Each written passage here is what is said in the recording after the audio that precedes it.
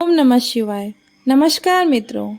सावन का महीना शिव का महीना माना जाता है और पूरे महीने शिव आराधना की जाती है, जिसमें रुद्राभिषेक के बाद बिल्व पत्र और भस्म चढ़ाने समेत कई परंपराएं शामिल हैं। लेकिन ऐसा क्यों होता है?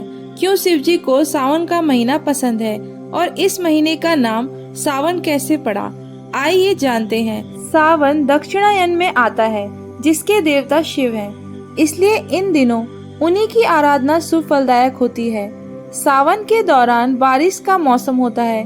पुराणों के मुताबिक शिव जी को चढ़ने वाले फूल पत्ते बारिश में ही आते हैं, इसलिए सावन में शिव पूजा की परंपरा बनी। स्कंद पुराण में भगवान शिव ने सनत कुमार को सावन महीने के बारे में बताया कि मुझे श्रावण बहुत प्रिय है। इस महीने की हर तिथि, व्रत और हर दिन पर्व होता है, इसलिए इस महीने नियम संयम से रहते हुए पूजा करने से शक्ति और पुण्य बढ़ते हैं। इस महीने का नाम श्रावण क्यों?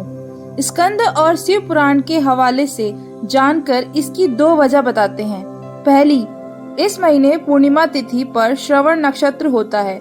इस नक्षत्र के कारण ही महीने का ये नाम पड़ा।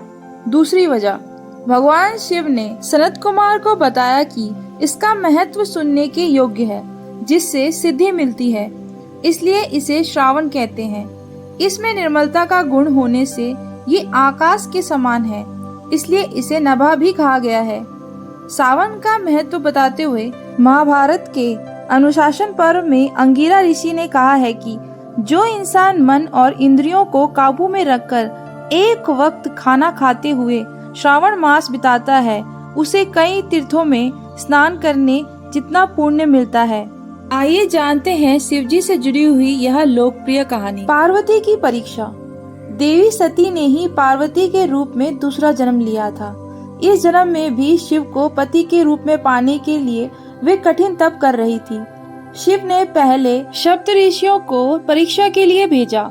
सप्तऋषियों ने पार्वती के पास पहुंचकर शिव जी की बहुत बुराई की, उनके दोष गिनाए, लेकिन पार्वती अपने संकल्प पर अड़िग रही।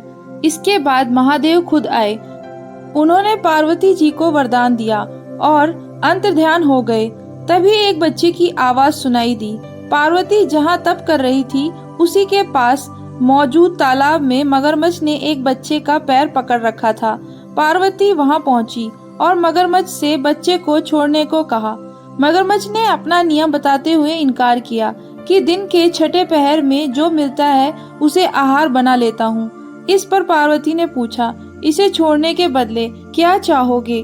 मगरमच्छ ने कहा, अपने तप का फल मुझे दे देगी तो बालक को छोड़ दूंगा। पार्वती तत्काल तैयार हो गई, पर मगरमच्छ ने उन्हें समझाया कि वे क्यों एक बालक के लिए अपने कठिन तप का फल दे रही हैं। लेकिन पार्वती ने दान का संकल्प किया। उनके ऐसा करते ही मगर का शरीर चमकने लगा। अचानक बच्चा और मगर दोनों गायब हो गए और उनकी जगह शिव प्रकट हुए। उन्होंने बताया कि वो परीक्षा ले रहे थे, क्योंकि पार्वती ने अपने तप का फल शिव को ही दिया था, इसलिए उन्हें दोबारा तप करने की जरूरत नहीं रही।